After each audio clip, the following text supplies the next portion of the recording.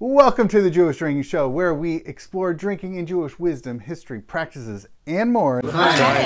Welcome to the 96th episode of the Jewish Drinking Show. I'm your host, Rabbi Drew Kaplan, and I'm very excited to welcome first-time guest of the show, Yoni Schwartz. Thank you very much, Rabbi Drew. I'm very excited to be here. Absolutely. Very excited as well. So for those less familiar with Yoni here, he is the founder of Promised Land Beverage Company, which I'm very curious about. And hopefully anybody listening or watching also is doubly curious. This company produces innovative kosher beverages, including, and we're going to get to this, kosher-for-Passover beer, cider, beer. Yeah, we'll talk about it. Okay. All right. I guess it depends how liberal your definition of beer is. I don't know. Yeah, we'll definitely talk. We'll get okay. It's a tease for later. Okay, Yeah. Yoni lives in Cedarhurst, New York, with his wife Chava and their 5 children. He is also an ordained rabbi from Mesivta Tifereth Jerusalem. Is that what they actually call it, Tifereth Jerusalem, or Tifereth Jerusalem? They don't call it. Yeah. What do they call it? MTJ. MTJ. Okay, that's a lot easier. Okay, and on top of all of this, award-winning baker. So, sure. All right. So it sounds like you're into like food, consumable stuff, food, beverages. Yeah. Fermenting things. Yeah. So my interest is very piqued about the cider. Can we go into the cider? Yeah. All right. So this is a Exodus hopped cider. So it's kosher for Passover, Star K Hechsher. Yeah. Is this the beer or is this something different? That's the beer. So obviously you cannot really have kosher for Pesach beer because beer is made out of barley. Could you? What if you made it out of like sorghum? Okay, sorghum is kidneys, but yes. Okay, Sephardim. Yes, that's you're on the right track. You're on the right track. A Sephardi Jew can make home brewed sorghum beer, right? Maybe. Okay. Which hops did you use for it? I believe so. I'll tell you the whole story. I believe it's Centennial hops, but yeah. Anyway, so for a bunch of years, I was thinking, there should be some kind of kosher for Pesach beer, and I tried a whole bunch of different things. I tried potato starch. I tried many different things to ferment, as a substitute for barley. But at some point, I tasted a hopped cider. So a hopped cider is apple cider, hard cider, made with hops. Flavored with hops like beer. So regular beer is fermented barley mash, right? But and that's where the sugar comes from, the barley, and the hops is a flavoring thing that gives it bitterness also. So that's how it works regularly in beer. The only difference with the hard cider is that the sugar is coming from apple juice rather than from barley. But the hops is really the characteristic beer flavor that people are familiar with. So I tasted a hop cider. It tasted pretty much like a lightish beer.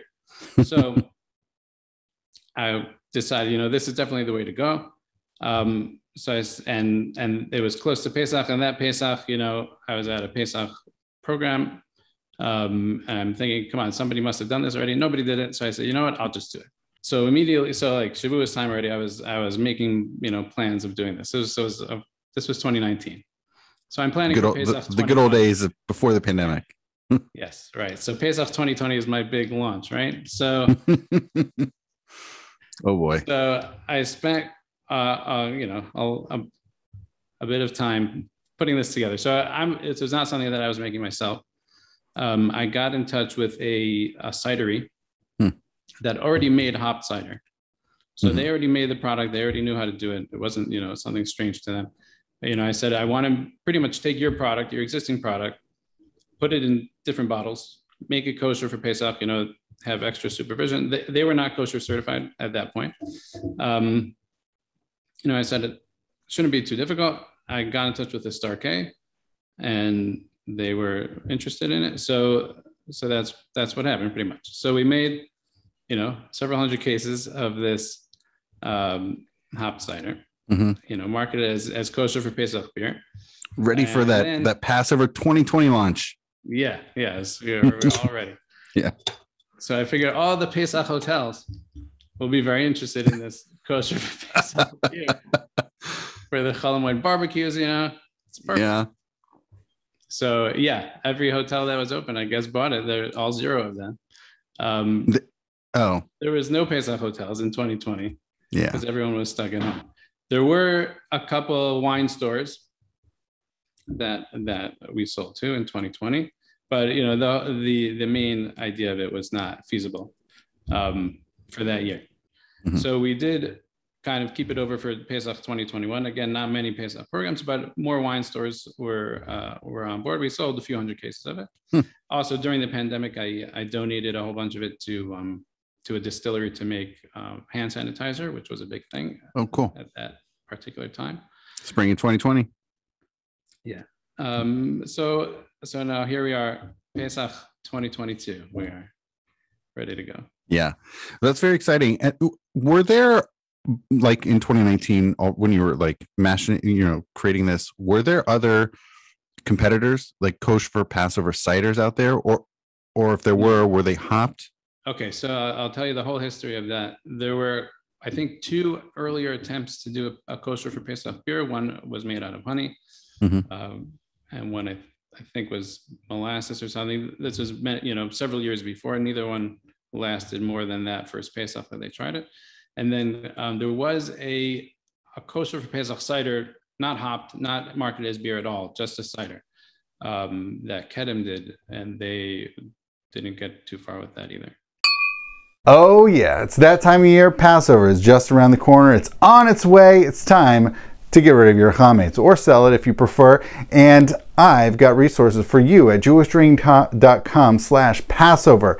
And of course, if you have any suggestions, ideas for anything that's not in there and you would like to see, please email me at drew@jewishdrink.com. I'd love to hear from you how I can make more robust resources for you for Passover. All right, back into the show. Okay, so kosher for Passover cider. That's we have that. Yeah. Now, I know we have other things to talk about, but I want to move on to the vermouths because I'm particularly excited about this whole vermouth situation. So, just as a little context for Yoni, I'm sure you know, but for viewers or listeners out there, vermouth is something that for some reason, it's probably financial, but for some reason, there's really just up until now, there's only been one kosher vermouth, both a sweet and a dry, Kedem, right? You were just talking about Kedem, Royal Wine Corp. I've had, we talk about Kedem a lot, and look, they make a lot of good products, a lot of good stuff, a lot of good wines. I like them. I know people who work for Royal Wine Corp. The vermouths are atrocious. They're terrible. I'm trying to be generous here. They're just, I don't know why they're bad. Now, I think for people out there who do care about kosher vermouth, the best option has been just go to Israel and get kosher-certified Martini and Rossi. Like that's right. What's particularly novel about your new creation, I'm just going to show them on screen, is that and this was just in the fall of 2021, right? That you created these. Oh, yeah. Very, very recent. Yeah. So fall of 2021, both a sweet vermouth, dry vermouth. They're both certified by the Star K. Are they kosher for Passover? They are not, and I can get into why. But... Sure. Okay. So, but I just want to lead off with how excited as a kosher consumer, kosher craft cocktail consumer, I am about, domestic and domestically produced, domestically available kosher vermouth products. So that's very exciting. Yeah. People don't have to hop on a plane or have a friend grab one in Israel, bring it over stateside. So, all right. Yeah. So that's what I know. I'm very excited about these products.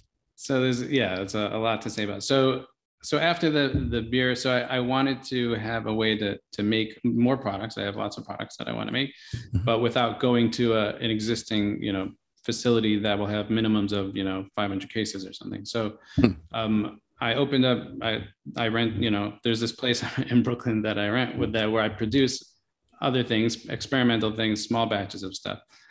So one of them is a vermouth. So you and I are both members of this Facebook group, Kosher Cocktail Enthusiasts, which is you interviewed David Statman, who's the founder of the group. Yeah. So that's, people in there are kosher cocktail enthusiasts, and vermouth comes up all the time as something, what are you doing? What do you do for vermouth? And people make their own vermouth. Lots of people in that group make their own vermouth because, first of all, it's not that hard. Oh, really? Yeah. And I can tell you how to do it, but imagine you take wine. That's a start. Yeah. Well, it's wine and alcohol and spices. So just to finish that sentence, so vermouth, vermouth, the way that cocktails work for whatever reason is that there's like this long tradition of so many cocktails, and you have to make it with the ingredients that are, the traditional ingredients of that cocktail. So to the, to the brand of, of this liqueur a lot of times, right? It's so weird that they're very brand specific, and that whether it's the spirit, it's the mixer, it's So there's so many things that in cocktails that present challenges for kosher, but vermouth is for sure number one because it's in a lot of cocktails and it's made out of wine. So you're not going to get it unless it's made special kosher. Can I actually amplify what you just said? It's not just in a lot of cocktails. It's actually like front and center for not just a lot of them, even I don't know about most, a lot of them, but a lot of the classic cocktails. Classics. Yep. And I think this, even something, I'm going to go into one of the drinks. So I haven't actually had these on their own, but I did make drinks. Great suggestion. So I made a martini and I also made a Manhattan, both of which I'm excited about. Martinis I like, also a Bond fan, but on top of that, big Manhattan fan of the drink. So, all right. So are we ready to drink then? Okay, hold on one second.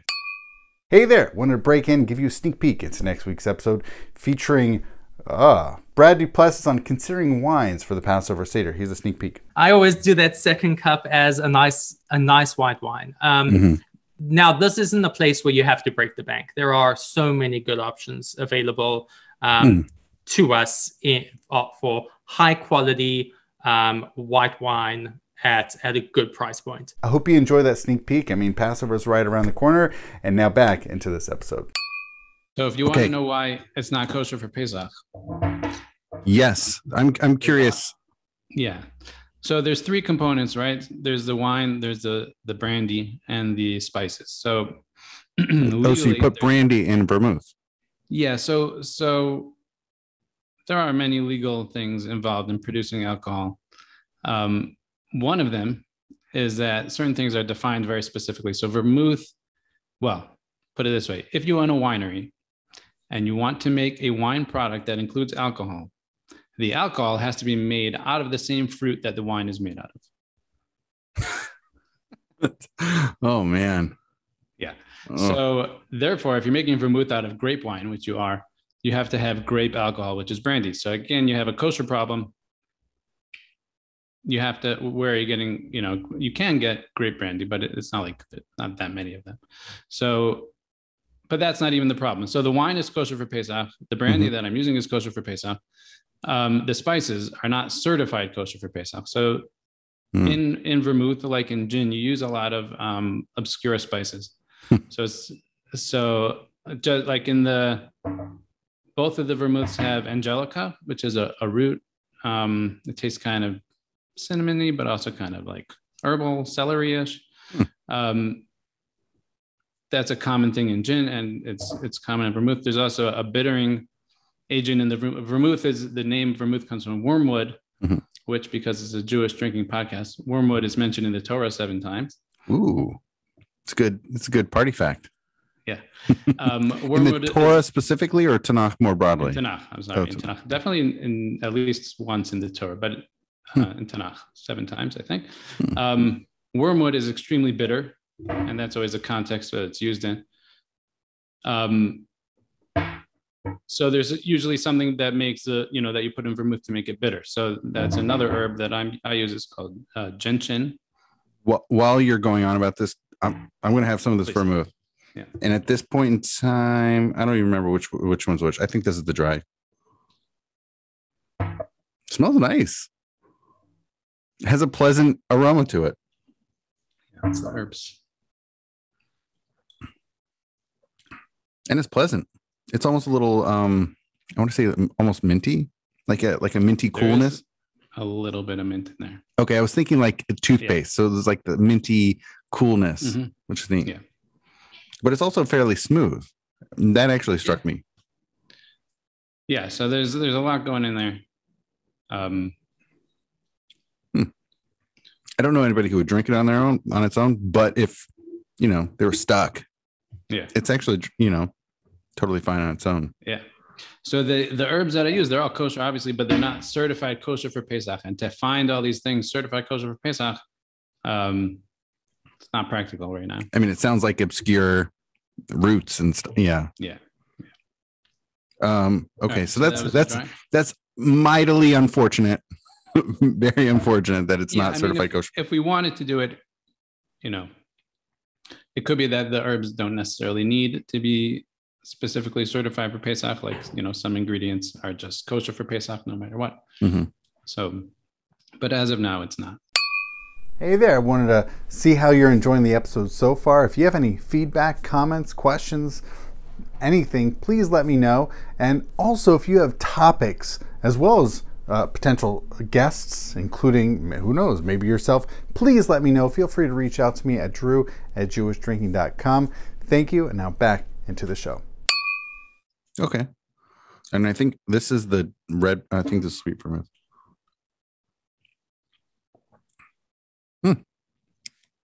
Pleasant. Not as wintry fun as the dry vermouth. There's no mint in that one, but yeah. But it's still it's certainly compared to Canada. It's surprisingly very easy to drink. Again, yeah. I don't know who goes out and starts drinking vermouth on its own, but yeah, on its own it's it's good. The vermouth's good, but I'm excited to have cocktails. So yeah, so I think people may not be so familiar, but a martini is mostly just gin and dry vermouth. Yeah, I do not have any olives hanging around. Well, I don't have a real martini glass, so you got me. Ooh, a coupe glass. All right. Well, cheers, L'chaim. L'chaim.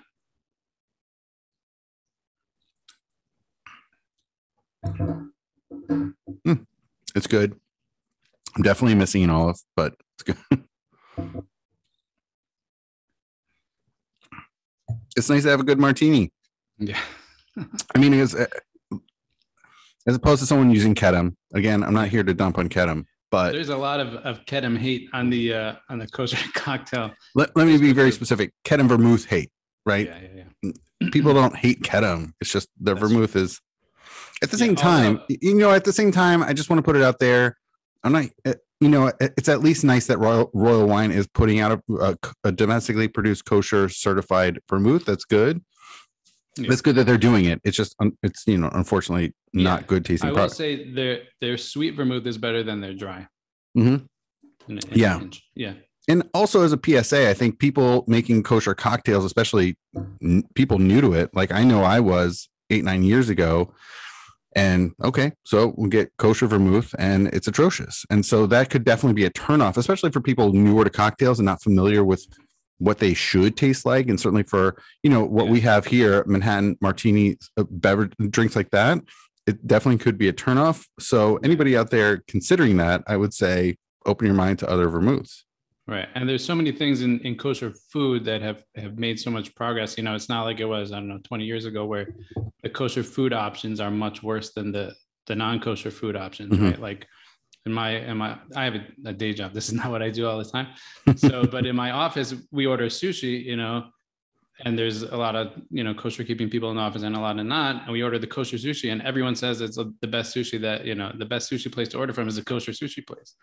Right. Wow. That's great. But yeah, but in the cocktails, right, there's just, this gap between what's available for kosher and what's the right, stuff to put in your cocktails. Yeah. And speaking of cocktails, Manhattan. So I'm excited to take this sweet vermouth for a ride. Manhattan. Cheers. Okay.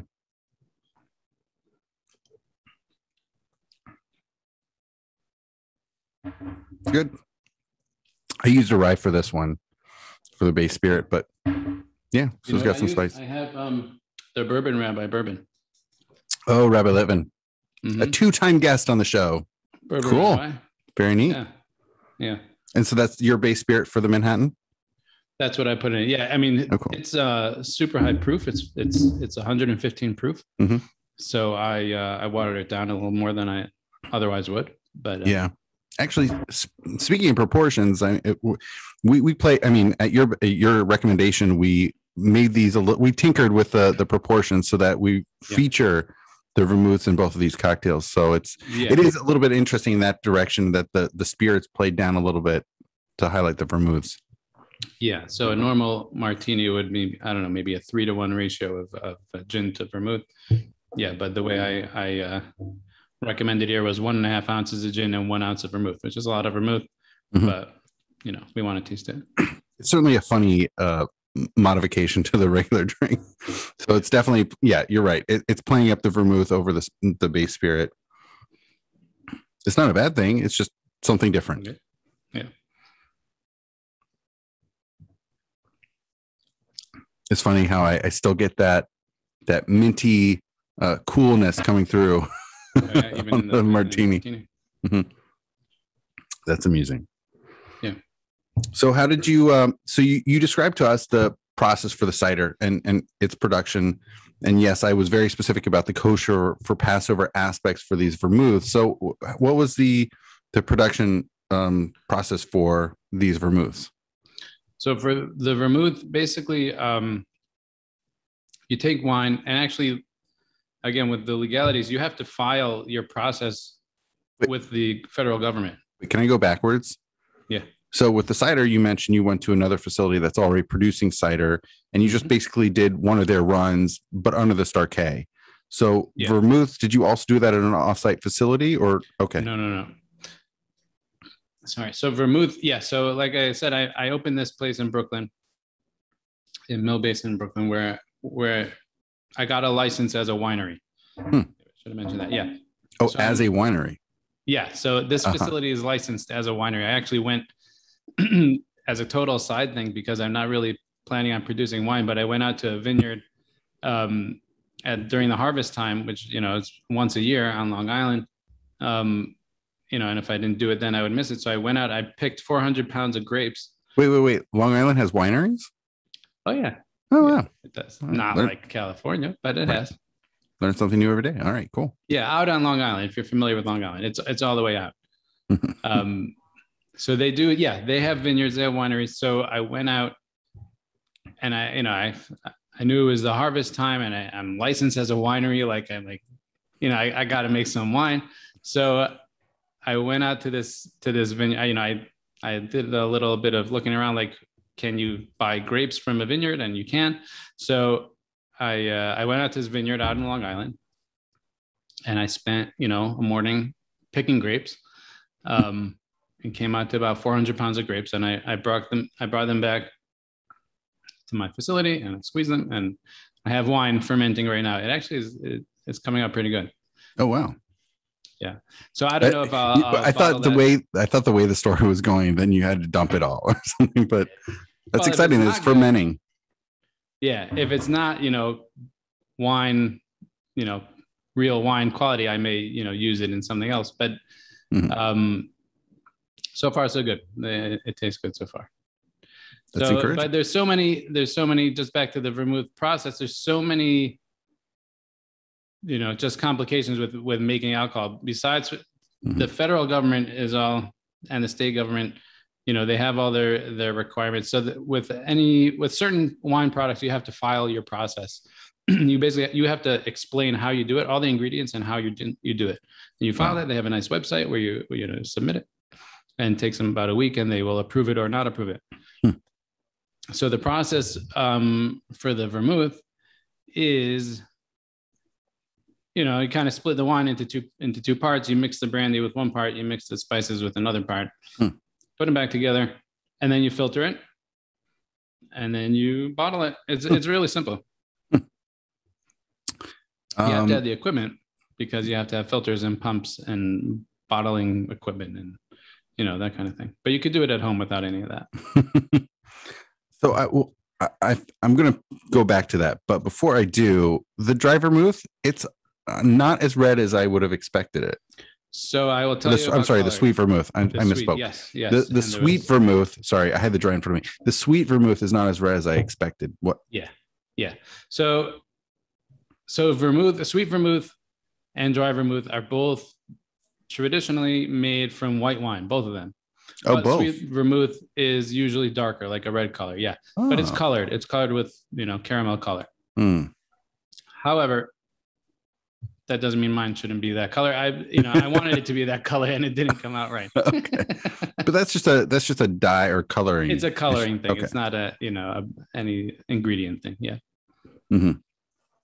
But yes, future batches. So I made 2 batches really so far, and each batch was maybe a couple of cases. I've done very, very small runs at this point. Mm-hmm. And the bottles are 375 milliliters, so they're not. Yeah. So in the future it'll be darker. It'll be better. Yeah. Okay, so I have a lot of questions. So many questions. So this winery, this facility that you have, is it only you have this wine aging? You have these vermouths. Is that also, and not where you make the cider? What else do you make in that facility? It's licensed as a winery and a cidery, which are 2 separate licenses from the state, but 1 license on a federal level. Wow. So it's licensed as both. So one major advantage of being licensed as a winery is that due to a Supreme Court decision in 2005, wineries are allowed to sell products that they make to anybody in the US. Normally, alcohol goes through what's called a 3-tier system, which means the manufacturer sells to the distributor, distributor sells to the retailer, retailer sells to the consumer. But so wineries get out of that? Wineries can sell to anybody, to any consumer directly. So, which is why there's a concept of wine clubs, right? Where people order wine and it's shipped to their house, and that's can be done because of this Supreme Court decision. So since federally cider is wine, okay, and since I own a winery now, I can ship my kosher for Pesach beer, which is cider, to anybody that I want. Not because it's wine, but because you're operating as a winery. Because it's wine and it's a product that I make, and therefore wineries can sell products that they make to anybody. Whatever products that may be. But wineries can't make beer. Wineries can only make wine or... Oh, wineries can't make beer? Mead. The same company can be a winery and a brewery. Yeah. But under the winery license, meaning if a company was a winery and a brewery, they couldn't sell their beer to anybody, only their wine. They would have to go through the 3-tier. They'd have to go to a wholesaler. Yeah, through the 3-tier system. So, and again, state by state, there are leniencies. There's but by and large, that's the way it works. So, since I have this product, which is the kind of thing that people from every state, but only a few people in every state, would want. All right, this kosher for Pesach beer, it's advantageous for me to be able to just ship it to individuals. So that was one reason I got the winery license versus a distillery license or a brewery license, both of which I would love to have, but I only had 1 space, and each space can only have 1 license. So, what's the story behind Promised Land Beverage Company? And so also, and I know you have some seltzers here, and so you sent me some really interesting ones, including, and perhaps the one I'm most excited about, this is jalapeno lime. So I'm super stoked about that. But you mentioned this isn't even your day job. So are you able to share what you do for your day job, or being extremely vague? So just to connect it back to my bio. So I am an ordained rabbi. So, but that's not my job at all. So I learned in yeshiva for about 6 years after high school. I learned in Yeshiva Chavetz Chaim, and then I went to MTJ, Mesivta Tifereth Jerusalem, for smicha. I got smicha there. Then I became an actuary, went to college, got a job, became an actuary. I was an actuary for about 8 years. But then since then I've been the CFO of a home healthcare company. Oh, cool. And that is my day job. So this is all a side thing. I would like it to become a viable business, but right now it's a side thing. And clearly a passion of yours. I mean, in addition to being an award-winning home baker, I mean, you have all these beverages. So I am an award-winning cider. Well, I guess it's not my award, but the cider did win an award. Oh. It won it in 2021. It was over a year old, the stuff that I submitted to the contest, but it won an award anyway. So it got like a bronze medal somewhere. Yeah. That's very exciting. So what's the origin story for Promise. Obviously, you're passionate about these beverages. And what was first? Did you do these flavored non-alcoholic seltzers first and then migrate over to the cider and then the vermouth? Yeah. So I guess the history kind of goes like this. The first, I mean, always interested in making stuff and fermenting things and experimenting.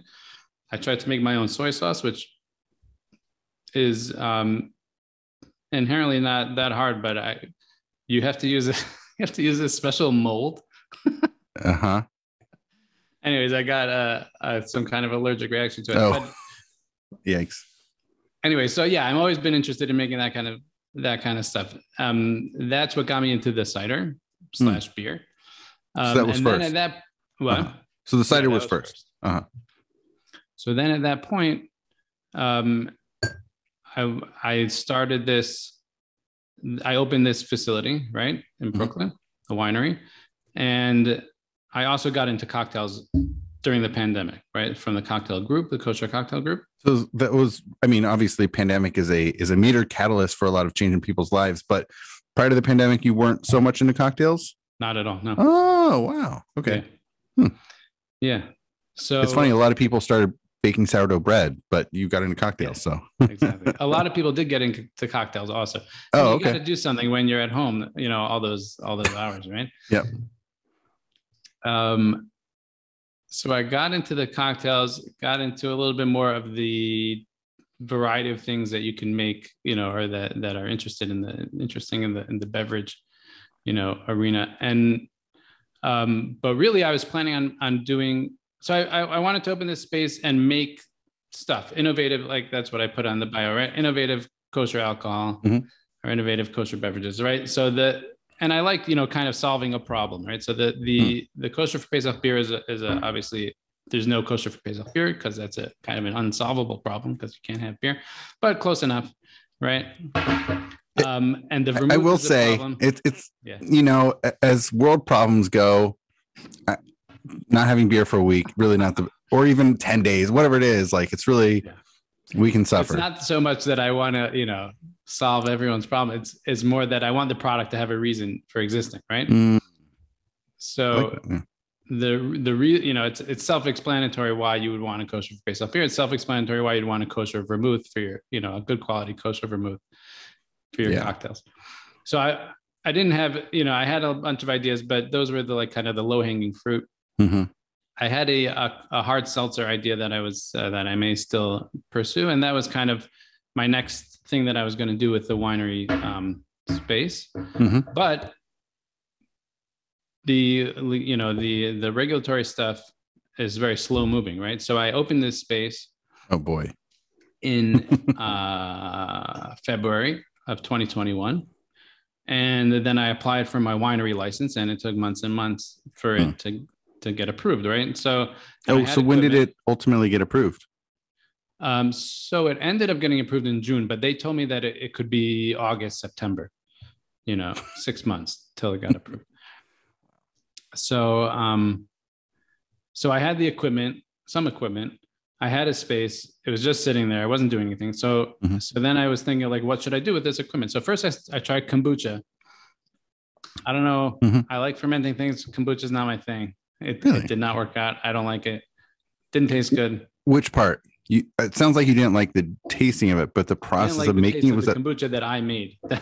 There could be good kombuchas, but I don't make good kombucha. Okay. Fair enough. Yeah. So then I said, hey, I've made sodas before, which I've just in my house. I have this.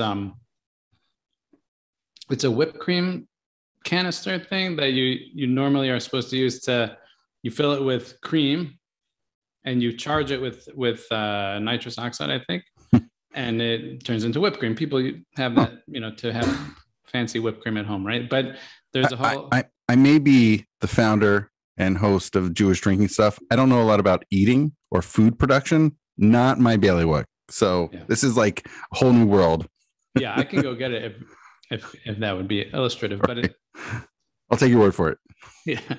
So it's very good for making sodas. You fill it with, whatever you want, liquid, juice, whatever you want to put together and create a soda out of, and you charge it with carbon dioxide instead of nitrous oxide, and it becomes a soda.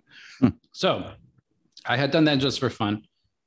And then I realized, I have this equipment. I can do the same stuff. I can do the same thing. I have carbonation equipment. I have tanks, I have all that stuff. And also I came to appreciate that making a soda is a lot like making a cocktail.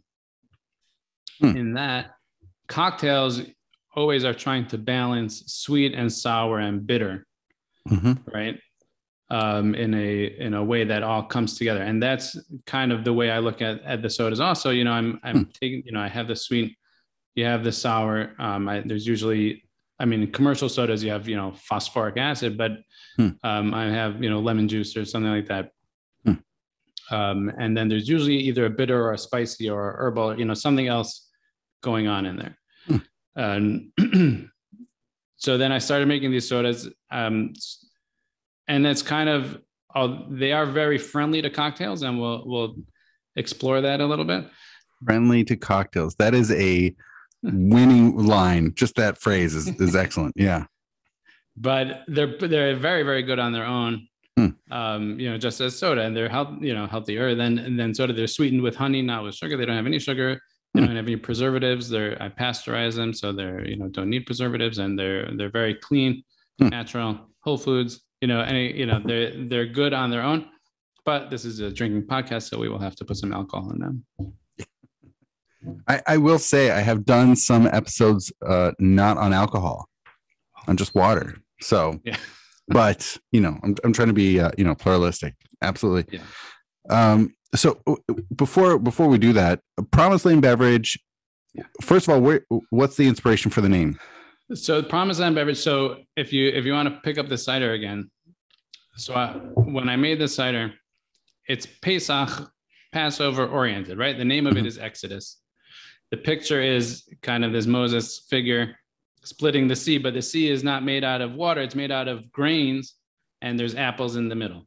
Okay. Oh, I thought that was pomegranates. You could look at that for a long time. So I thought they were pomegranates, but apples. Okay. Yeah. So the idea is you're splitting the grains. There's no grains in it. There's just apples, right? But the Red Sea is actually, instead of water, it's actually grains. Yeah. Okay. That's funny. Anyhow, so I had this whole layered, Passover biblical, motif going on. Which, in many ways, Passover really is this weird time in our association with grains, right? Yeah, the rest of the year, let the grains flow. It's fine. But for Passover, we have a weird, tenuous relationship with grains, right? Yeah, and the funny thing is, people think that it's yeast that is the problem, right? Because people say, because actually on the, I think even on the label, it says that there's yeast in the cider. And the Starkey has told me that people have said, wait a second, you can't have yeast on Pesach. You know what? But it's a great educational opportunity. Yeah. Yeah. But of course, there's yeast in wine also, right? And you can have wine on Pesach. Yes. It's hard to, you can't have anything fermented without yeast. Yeah. Right. So grains are fermented grains, I guess, are the issue of Pesach rather than yeast. Yeah. By the way, phenomenally, it's a really great educational opportunity. The yeast isn't the problem; it's the grains' interaction with, all that stuff. But yeah, that's good. Yeah. So Promised Land. So it just fit with the biblical, theme that was going on. That the name of the company should also be biblical. So it's Promised Land Beverage. People always think that it has something to do with Israel. Is it made in Israel? Am I from Israel? But no, it's just, I just wanted a biblical name. Brooklyn is the promised land. No, I'm just kidding. Or the 5 towns or whatever it is. Yeah. Okay. That's all right. I don't know. For some people, maybe 5 towns is promised land. Okay. Yeah. So you make the cider, which is kosher for Passover, and there's going to be a 2022 release, right? Definitely. Yep. The Vermouths are not certified as kosher for Passover, but the only things that are not kosher for Passover certified are these roots. Yes. Or right? I can tell you there's no chametz in them. Yes. Right. So and then you have this wine fermenting, all these grapes that you picked up on Long Island. right? Yeah. And then you have these non-alcoholic seltzers, right? Anything else in the pipeline? Sodas, but not seltzers. But yeah, what? Oh, so right, sodas, not seltzers. I'm sorry. Anything else in the pipeline? So not actively being made right now, but I have plans of, the vermouth could expand into different kinds of vermouth because there are like a whole bunch of wine stuff that's in cocktail recipes. Let's say, like what? Right? There is something called Punt Emes, which is a kind of vermouth. There's something called Kochi Americano. There's something called Lilith. There's just a bunch of spiced wines that are commonly called for in cocktails. That's outside of regular sweet and dry vermouth. I mean, you would have a hold on the North American market. I mean, you would it'd be you. Yes, for the 100 people who want it. But yeah. Very dedicated. And well, you'd have that market corner. Let me ask you this. So you put out these vermouths fall of 2021, right? That was the initial release. Demand, reactions, like what have people been giving you as feedback so far?